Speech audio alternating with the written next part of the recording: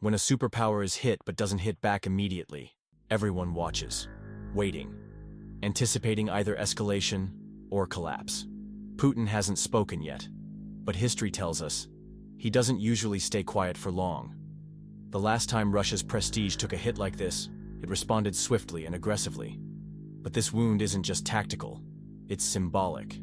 The bombers hit, according to Ukrainian reports, represent nearly 1/3 of Russia's strategic cruise missile capacity. That strikes at both internal confidence and international posture. Here's what's even more intriguing.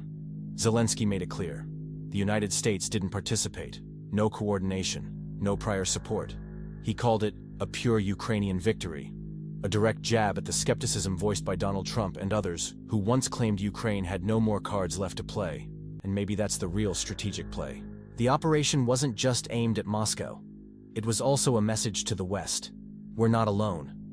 But we're not dependent either. A move that forces NATO and US leaders to reassess their position, especially those pushing for early peace negotiations and territorial concessions. If Ukraine wanted to shake Russia's confidence, it also stirred something else: Western pride.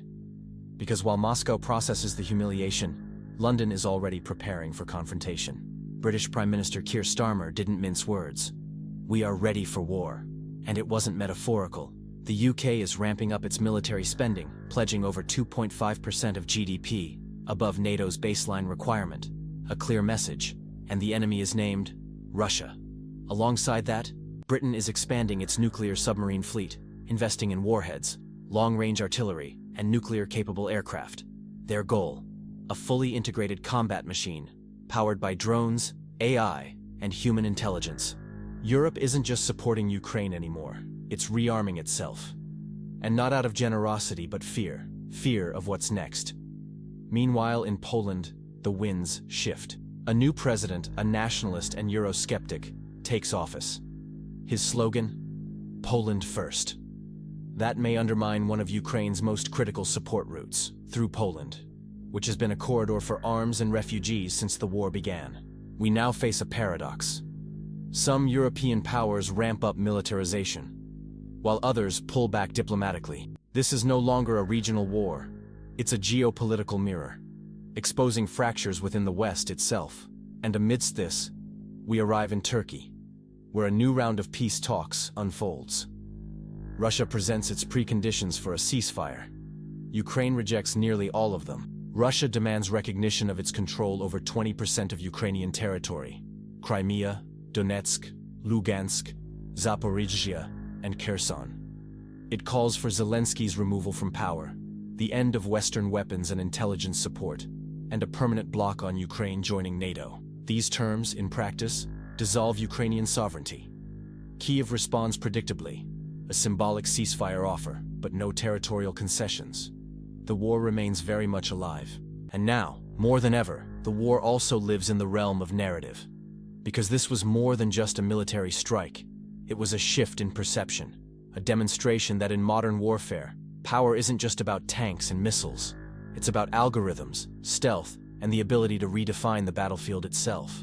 There's a growing tension now, not just on the battlefield, but in every diplomatic corridor from Brussels to Beijing. Because if Ukraine can pull off an operation of this magnitude without direct NATO involvement, the strategic calculus changes for everyone. China watches closely, not because it favors Ukraine or Russia, but because it's studying, observing how cheap technology, combined with asymmetric strategy, can challenge global powers. If drones can damage a nuclear state's infrastructure from thousands of kilometers away, what does that mean for Taiwan or the South China Sea? Meanwhile, the United States finds itself in a delicate position. Trump's silence after the operation contrasts sharply with previous dismissals of Ukrainian resilience. His spokesperson called for an end to the war but offered no position on the strike itself. Why? Because the implications are uncomfortable. This operation proved that support, or lack thereof, doesn't define Ukrainian capability. It may have revalidated Ukraine in the eyes of skeptics, just as peace negotiations were gaining traction. But here's the uncomfortable truth. This wasn't a turning point in the war. Not militarily. Despite the symbolic blow, Russia still occupies over 20% of Ukrainian territory. Russian forces continue their advances in Donetsk and along the northeastern front. The attack didn't shift the territorial balance. It shifted something more fragile: perception. Perception in geopolitics is power. And this shift means that both sides will now feel pressure to control the narrative. That's why, almost inevitably, we should expect a Russian response, not just to restore deterrence, but to dominate the headlines once more.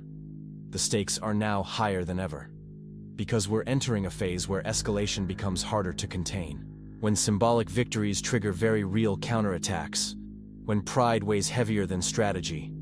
And here lies the final unsettling thought. What if this is not the path to peace, but the start of something larger? What if this operation, brilliant and bold, becomes the catalyst not for negotiation, but for escalation? The war in Ukraine is no longer just about territory. It's about who defines the rules of future warfare. And in that contest, we're all involved, whether we admit it or not.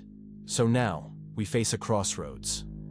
A war once thought to be frozen in its front lines has shown that surprise still lives in its shadows. That innovation, even with limited resources, can pierce the armor of giants. But where does that leave us? Russia is wounded. Symbolically, perhaps strategically. Ukraine, emboldened, yet still cornered.